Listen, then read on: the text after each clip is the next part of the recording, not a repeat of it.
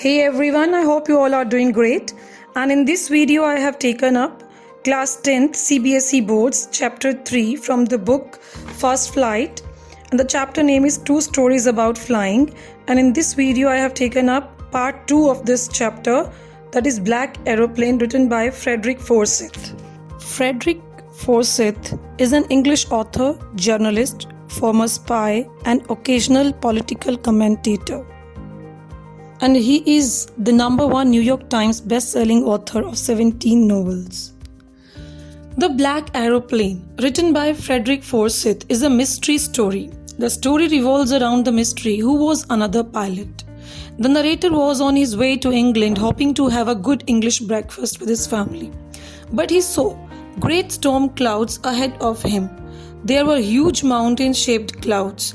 The narrator risked to enter in the clouds.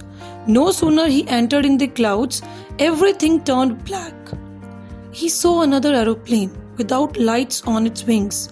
The pilot waved his hand to the narrator and asked him to follow him. The narrator followed the pilot of another aeroplane as his compass radio went dead. Even there was not enough fuel in his tank. With the help of another pilot, he landed safely, and when he went to receptionist to thank the pilot, he was informed by the lady that there was no any other plane flying in the sky that night. Paragraph 1 text. The moon was coming up in the east behind me, and stars were shining in the clear sky above me. There wasn't a cloud in the sky. I was happy to be alone high up above the sleeping countryside. I was flying by Old Dakota aeroplane over France back to England. I was dreaming of my holiday and looking forward to being with my family. I looked at my watch, 1:30 in the morning. Explanation to Para 1. It was night time when the sky was clear and the stars could be seen twinkling. The pilot felt peace in being above a country that had fallen asleep while he was flying over France to England. It was 1:30 in the morning and he was fantasizing about holidaying with his family. Paragraph 2 text. I should call Paris Control soon. I thought as I looked down past the nose of the aeroplane. I saw the lights of a big city in front of me. I switched on the radio and said, Paris Control, Dakota DS 088, here, can you hear me? I am on my way to England, over. Explanation to Para 2. When the aeroplane was in France, the pilot thought of informing the Paris control personnel about its presence and for instructions. At that time, lights from the Paris city were blaring at him.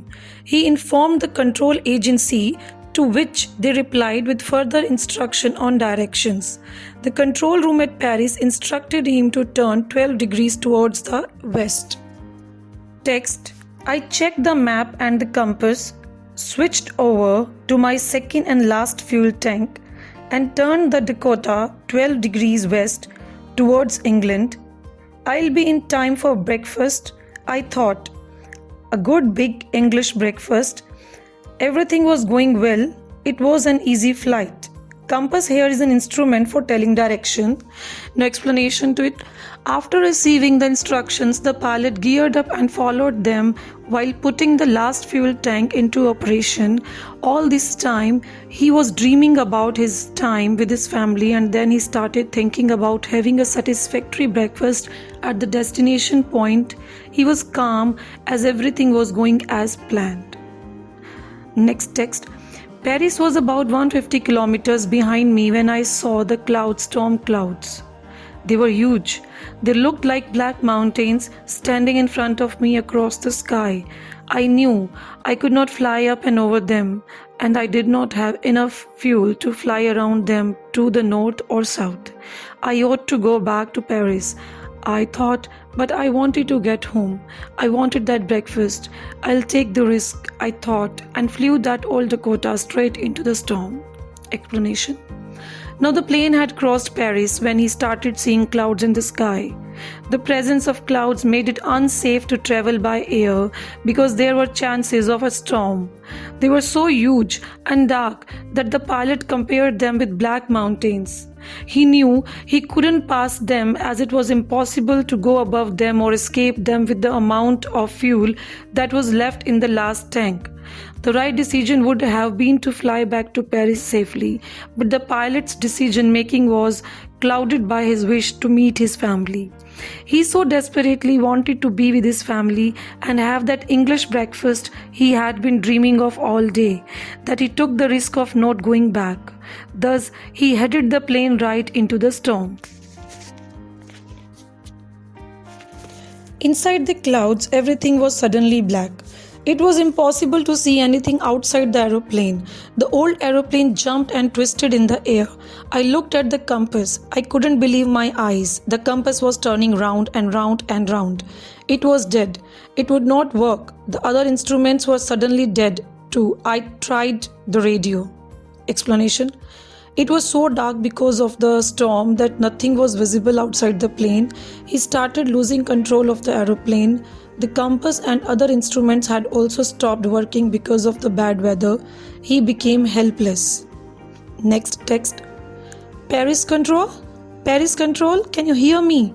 There was no answer. The radio was dead too. I had no radio, no compass, and I couldn't see where I was. I was lost in the storm. Then in the black clouds quite near me, I saw another aeroplane. It had no lights on its wings, but I could see it flying next to me through the storm. I could see the pilot's face turn towards me. I was very glad to see another person. He lifted one hand and waved.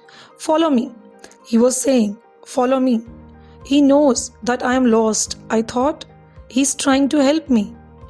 Explanation. He tried calling the Paris Control Agency, who had helped him earlier, but couldn't connect because of the weather. In the midst of nowhere, when everything failed, he saw a ray of hope when he saw another aeroplane. He felt relieved when he saw another pilot's face and willingness to help him escape the storm. He thought to himself that the other pilot is very kind, as he knew that they were lost and was trying to help him. Next text. He turned his aeroplane slowly to the north in front of my Dakota so that it would be easier for me to follow him. I was very happy to go behind the strange aeroplane like an obedient child. After half an hour, the strange black aeroplane was still there in front of me in the clouds. Now there was only enough fuel in the old Dakota's last tank to fly for 5 or 10 minutes more. I was starting to feel frightened again, but then he started to go down and I followed through the storm. Suddenly I came out of the clouds and saw 2 long straight lines of lights in front of me. It was a runway, an airport. I was safe. I turned to look for my friend in the black aeroplane, but the sky was empty. There was nothing there. The black aeroplane was gone. I couldn't see it anywhere. Runway here means a strip of hard ground along which aircraft take off and land. Followed here means chased, obedient like one who obeys. Glad means happy and frightened means terrified. Explanation. The other pilot took his plane ahead of the lost aeroplane to make it easier for them to follow while the author followed him like an obedient child. He was also panicking because there was very less amount of fuel left. It was only then that he started coming out of the storm and could see the runway to land his plane safely. When he turned to thank the other pilot, he realized that the plane that helped him had disappeared as soon as he came out of the storm. I landed and was not sorry to walk away from the old Dakota near the control tower. I went and asked a woman in the control center where I was and who the other pilot was. I wanted to say thank you. She looked at me very strangely and then laughed. Another aeroplane? Up there in this storm? No other aeroplanes were flying tonight. Yours was the only one I could see on the radar. So who helped me to arrive there safely without a compass or a radio and without any more fuel in my tanks? Who was the pilot on the strange black aeroplane flying in the storm without lights? Radar here means radar is a system for detecting the presence, direction, distance, or speed of aircraft or ships. And strangely here means in a strange manner. Explanation: the author did not know where he had landed but was not afraid of leaving his plane unattended. He headed straight into the control room to ask about the other pilot. To his utmost surprise, the lady informed him that there was no other plane in the sky except his because of the bad weather. He is left astonished, surprised, with a lot of questions unanswered in his mind. So here are some key points. Like with the help of these key points, you can remember the story. A pilot of old Dakota aeroplane flies in the midnight over France towards England. He dreams of spending holiday with his family. He wants to have breakfast with his family in the morning. Unfortunately, he passes through huge black clouds. The compass, radio, and other instruments turn dead. Suddenly, he notices a black aeroplane in front of him, and the pilot of the plane instructs him to follow. He follows like an obedient child, but in the meantime, his fuel tank gets exhausted. Suddenly, he notices a row of light in the ground. It is a runway. He lands safely. He goes to control room and asks about the other aeroplane, but he is dumbstruck to know that there is no aeroplane noticed on the radar that night. Many questions remain unanswered, mysterious and unsolved. Who helped him to arrive there safely without a compass or a radio and without any more fuel in his tanks? Who is the pilot on the strange black aeroplane flying in the storm without lights?